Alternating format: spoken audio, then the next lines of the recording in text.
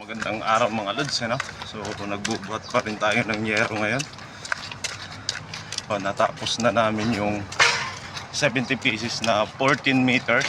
Ngayon ang binubuhat namin is 12.8 meters. Pinaghati namin yung grupo namin sa dalawa para kasi medyo magaan man. Sinubukan namin 3-4. Tatlo kami din. 4 yung kabilang grupo, no? So yan. Ayan naman yung 4 na nagbubuhat, sinusundan natin. Ayan sila. Kaya na po sa ganitong bilang ng tao. Pero mabigat pa rin kahit pa paano. Tiyaga lang.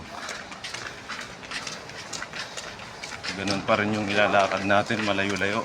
Almost 3 minutes per hakot, no?